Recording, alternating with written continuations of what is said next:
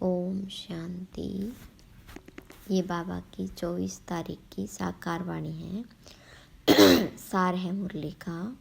मीठे बच्चे, अपार खुशी व नशे में रहने के लिए देह अभिमान की बीमारी छोड़ प्रीत बुद्धि बनो, अपनी चलन सुधारो। प्रश्न: किन बच्चों को ज्ञान का उल्टा नशा नहीं चढ़ सकता है? तो बाबा ने कहा, जो बाबा को यथार्थ जानकर याद करते हैं, दिल से बाबा की महिमा करते हैं, जिनका पढ़ाई पर पूरा ध्यान है, उन्हें ज्ञान का उल्टा नशा नहीं चढ़ सकता। जो बाप को साधारण समझते, वे बाप को याद कर नहीं सकते। याद करे तो अपना समाचार भी बाबा को अवश्य दे। बच्चे अपना समाचार नहीं देते तो बाप को ख्याल चलता कि बच्चा कहाँ मूर्छित तो नहीं हो गया। ओम शांति। बाबा बैठ बच्चों को समझाते हैं। बच्चे जब कोई नया आता है तो उनको पहले हद और बेहद दो बाप का परिचय दो। बेहद का बाबा माना बेहद की आत्माओं का बाप। वह हद का बाप हर एक जीव आत्मा का अलग है। यह नॉलेज भी सभी एक रस धारण नहीं कर सकते। कोई 1%, कोई 95% धारण करते। यह तो समझ की बात है। सूर्यवंशी चंद्रवंशी घराना होगा ना। राजा रानी तथा प्रजा में सभी प्रकार के मनुष्य होते। प्रजा माना ही प्रजा।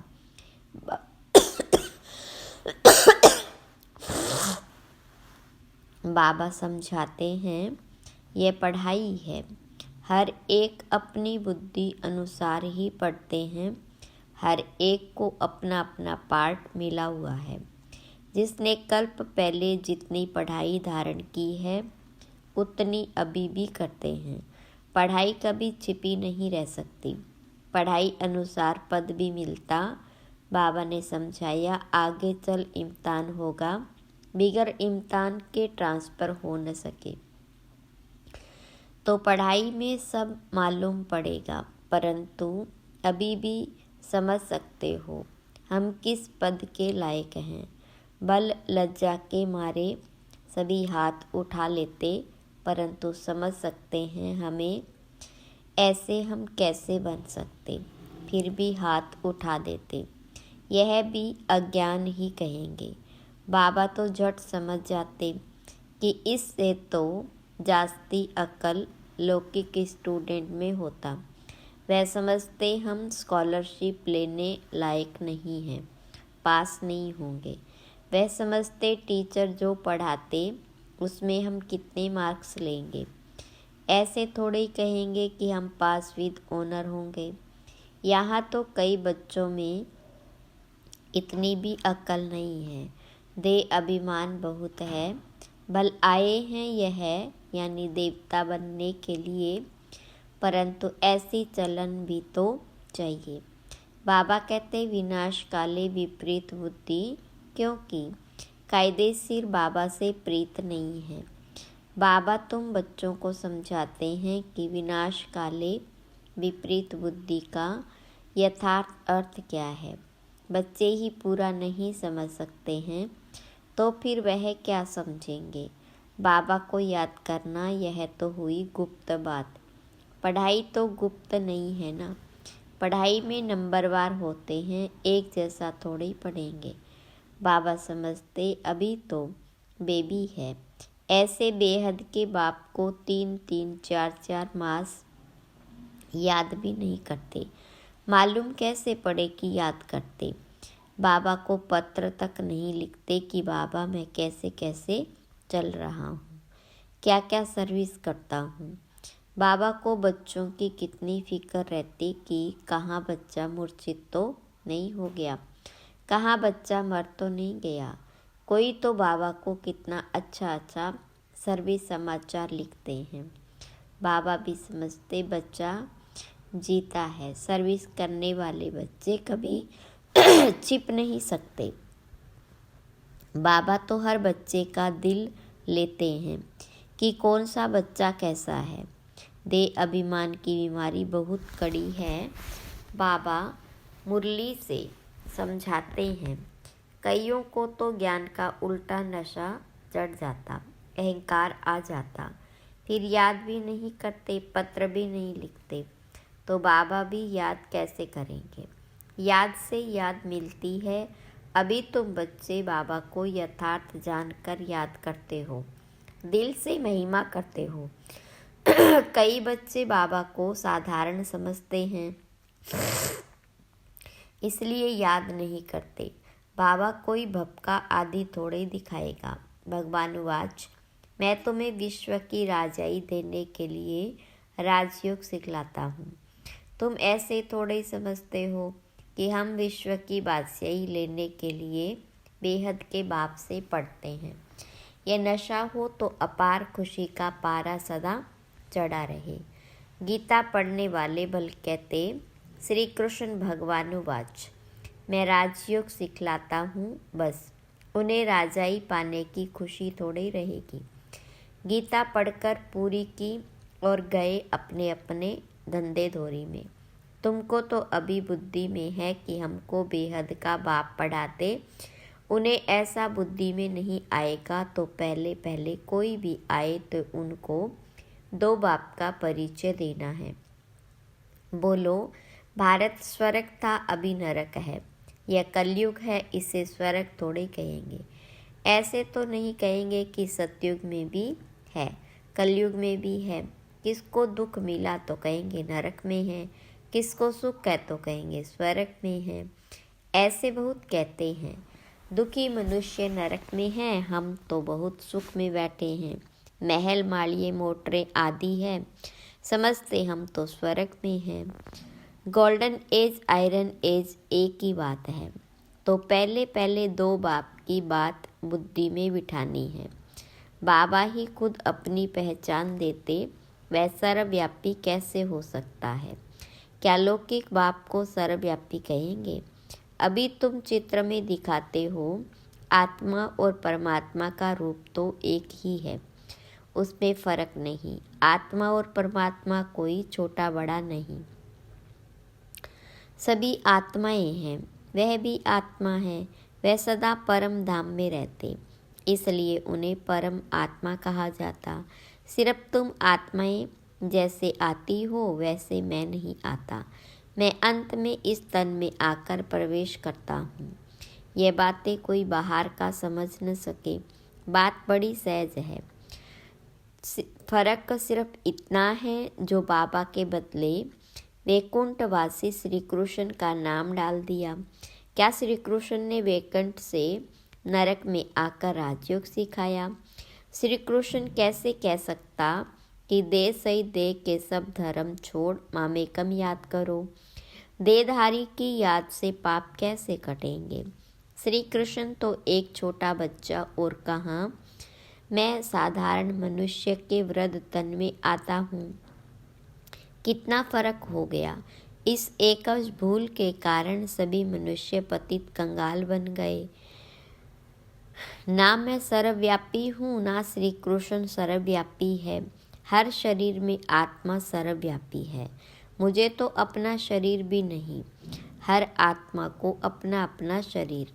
नाम हर एक शरीर पर अलग अलग पड़ता। न मुझे शरीर है और न मेरे शरीर का कोई नाम है। मैं तो बूढ़ा शरीर लेता हूँ तो इसका नाम बदलकर ब्रह्मा रखा है। मेरा तो ब्रह्मा नाम नहीं, मुझे सदाशिव ही कहते। मैं ही सर्व का सद्गति दाता हूँ। आत्मा को सर्व का सद्गति दाता नहीं कहेंगे। परमात्मा की कभी दुर्गति होती है क्या? आत्मा की ही दुर्गति और आत्मा की ही सद्गति होती। यह सभी बातें विचार सागर मंथन करने की है, नहीं तो दूसरों को कैसे समझाएंगे? परंतु माया ऐसी दुस्तर है जो बच्चों की बुद्धि आगे नहीं बढ़ने देती। दिन ब दिन जरमुई जगमुई में ही टाइम वेस्ट कर देते। बाबा से पिछड़ने के लिए माया कितना फोर्स करती, फिर कई बच्चे तो टूट पड़ते। बाबा को याद न करने से अवस्था अचल अडोल नहीं बन सकती। बाबा घड़ी घड़ी खड़ा करते, माया गिरा देती। बाबा कहते कभी हार नहीं खानी, कल्प कल्प ऐसा होता है, कोई नई बात नहीं। माया जीत अंत में बन ही जाएंगे, रावण राज्य खलास तो होना ही है। फिर हम नई दुनिया में राज्य करेंगे। कल्प कल्प माया जीत बने हैं, अनगिनत बार नई दुनिया में राज्य किया। बाबा कहते बुद्धि को सदा बिजी रखो तो सदा सेफ रहेंगे। इसको ही स्वदर्शन चक्रधारी कहा जाता, बाकी इसमें हिंसा आदि की बात नहीं। ब्राह्मण ही स्वदर्शन चक्रधारी होते, देवताओं को स्वदर्शन चक्रधारी नहीं कहेंगे। पतित दुनिया की रस्म रिवाज और देवी देवताओं की रस्म रिवाज में बहुत अंतर है। मृत्युलोक वाले ही पतित पावन बाबा को बुलाते हैं, हम पतितों को आकर पावन बनाओ, पावन दुनिया में ले चलो। तुम्हारी बुद्धि में है आज से 5000 वर्ष पहले नई दुनिया पावन थी, जिसको सतयुग कहा जाता। त्रेता को नई दुनिया नहीं कहेंगे।